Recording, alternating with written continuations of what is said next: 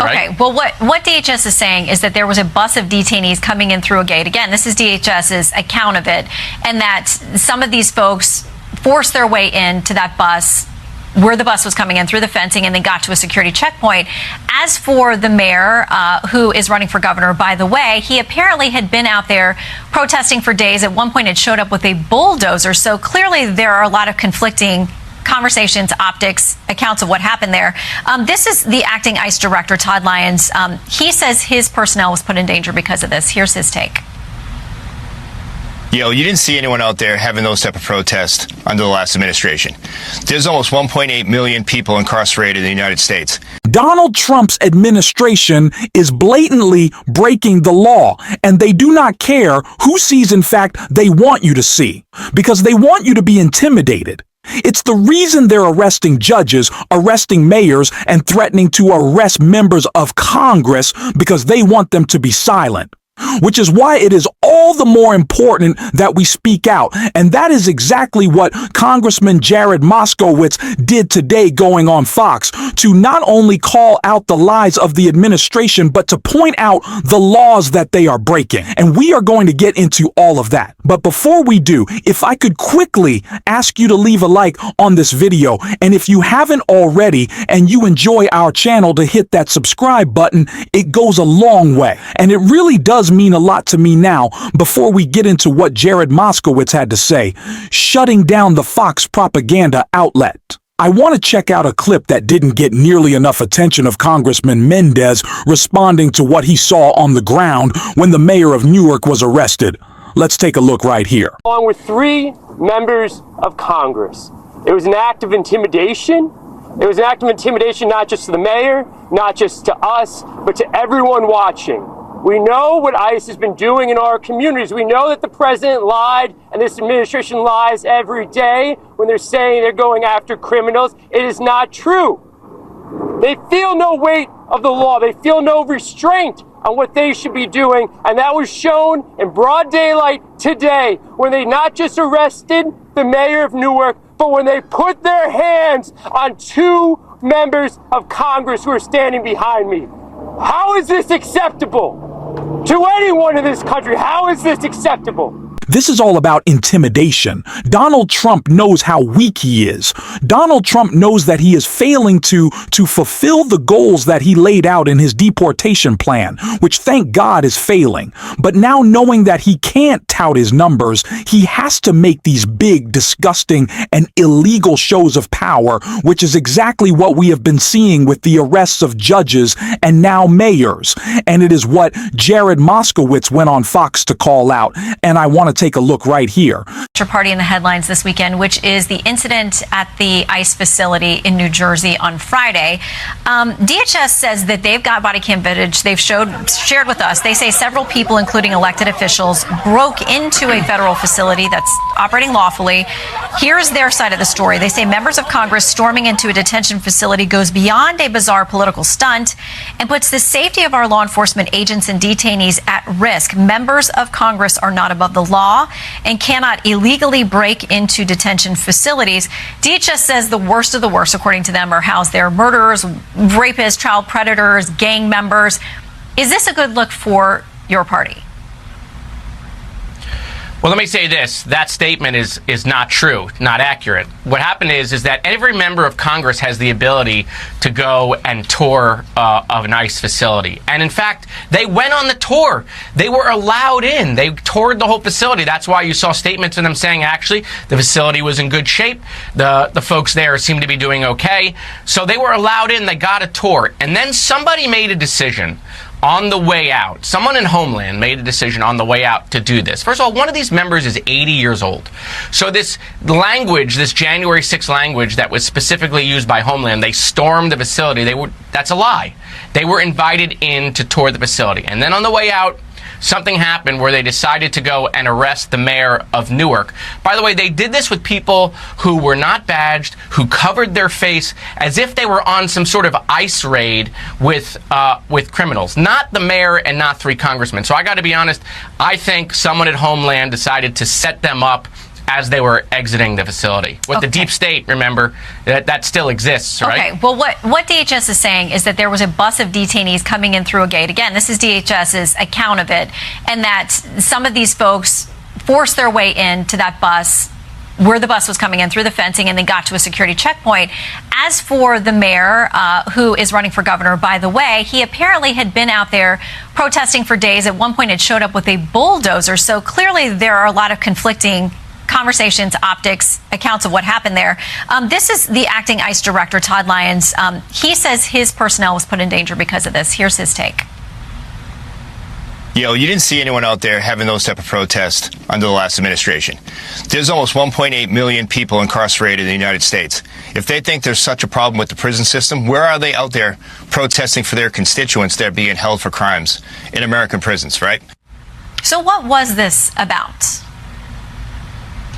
Well, look, for me personally, I've been very tough on the criminals that are here illegally, right? They should be removed from the country. So I don't disagree with what Mr. Lyons is saying when it comes to criminals who are here illegally. But he is diverting attention from what happened at that ICE facility. To be clear, one of those members is 80 years old. It is a lie that they stormed the facility. That language was used specifically, and it's not true.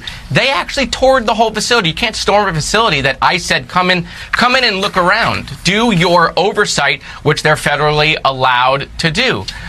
And then why would you need 15 masked people to go and deal with the mayor of Newark and 3 congressmen? So this doesn't look right. I think it looks bad, quite frankly, for Homeland. There's a lot of questionable things going on at Homeland recently, including the firing of the FEMA administrator right before hurricane season. And so, look, this is unfortunate. And if this continues to happen, where members of Congress are going to be attacked, physically attacked by the administration, this is going to have reverberations on whether the House can function.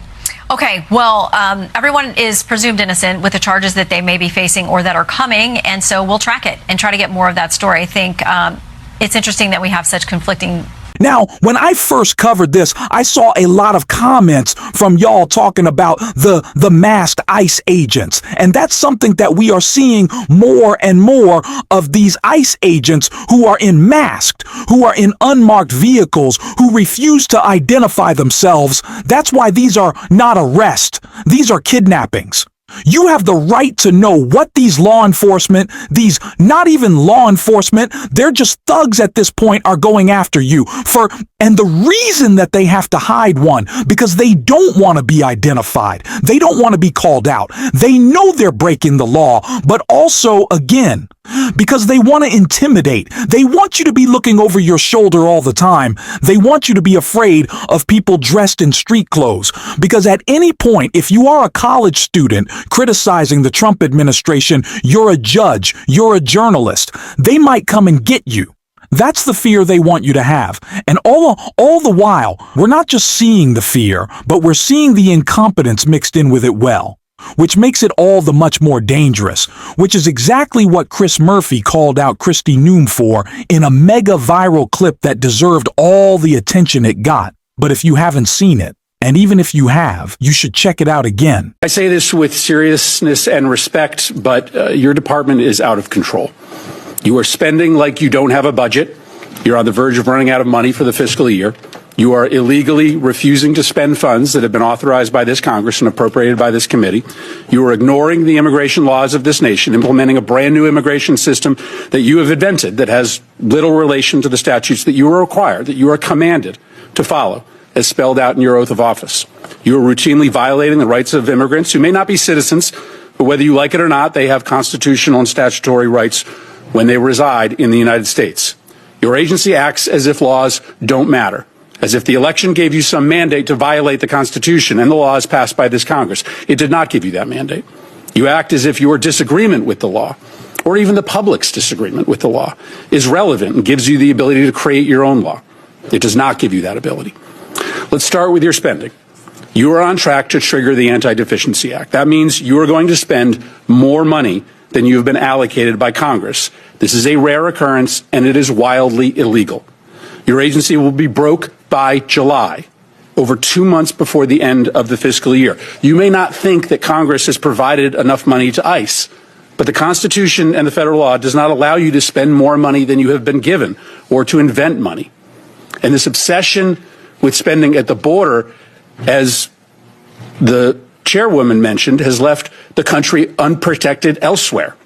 The security threats to the United States are higher, not lower, than when before Trump came to office. To fund the border, you have illegally gutted spending for cybersecurity. As we speak, Russian and Chinese hackers are having a field day attacking our nation. You've withdrawn funds for disaster prevention. Storms are going to kill more people in this country because of your illegal withholding of these funds. Your myopia about the border, fueled by President Trump's prejudice against people who speak a different language, has shattered many of this country's most important defenses. Now let's talk about the impoundments. When Congress appropriates funds for a specific purpose, the administration has no discretion as to whether to spend or not spend that money unless you go through a very specific process with this committee. Let me give you two of many instances of this illegal impoundment. The first is the Shelter and Services Program. Senator Britt may want to zero that account out, but that account is funded, and it was funded in a bipartisan way. You don't like the program. Your policy is to treat migrants badly. I think that's abhorrent, but it doesn't matter that you don't like the program.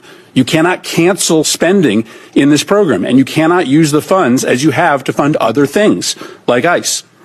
You have also canceled citizenship and integration grants, which help lawful permanent residents become citizens, helping them take the citizenship test. I know your goal is to try to make life as hard as possible for immigrants, but that goal is not broadly shared by the American public. That's why Congress, in a bipartisan way, for decades, has funded this program to help immigrants in this country become citizens. Now let's talk about why encounters at the southern border are down so much. This is clearly going to be your primary talking point today. You will tell us that it represents a success. But the primary reason why encounters are down is because you are brazenly violating the law every hour of every day. You are refusing to allow people showing up at the southern border to apply for asylum. I acknowledge that you don't believe that people should be able to apply for asylum, but you don't get to choose that. The White House doesn't get to choose that. The law requires you to process people who are showing up at the border and who claim asylum. Why? Because our asylum law is a bipartisan commitment, an effort to correct for our nation's unconscionable decision to deny entry to Jews to this country who were being hunted and killed by the Nazis. Our nation, Republicans and Democrats, wrote it into law that we would not repeat that horror ever again, and thus we would allow for people who were fleeing terror and torture to come here, arrive at the border, and make a case for asylum. Finally, let's talk about these disappearances. In an autocratic society, people who the regime does not like or people who are protesting the regime, they are just often picked up off the street, spirited away, sometimes to open-ended detention, sometimes they're never seen again.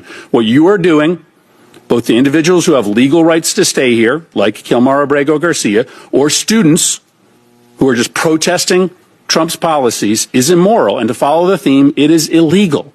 You have no right to deport a student visa holder with no due process, simply because they have spoken in a way that offends the president. You can't remove migrants who a court has given humanitarian protection from removal. Now, reports suggest that you are planning to remove immigrants with no due process and send them to prisons in Libya. Libya is in the middle of a civil war. It is subject to a level 4 travel advisory, meaning we tell American citizens never to travel to Libya. We don't have an embassy there because it is not safe for our diplomats. Sending migrants with pending asylum claims into a war zone just because it's cruel is so deeply disturbing. Listen, I understand that my Republican colleagues on this committee don't view the policy the way that I do. My Republican colleagues don't share my level of concern for the way that this administration treats immigrants. That's fine. This is an administration being run by the most unqualified people in the history of our government who are completely out of control and have to be stopped. It is why it is so important we fight back and call them out, which is what we're doing on this show every single day. And if you want to support that, As always, you can hit that subscribe button. We're getting pretty close to 1 million here. You can leave a like on this video, and if you stuck around to the end, you can drop a blue heart in the comments. Until next time, I'll see you soon.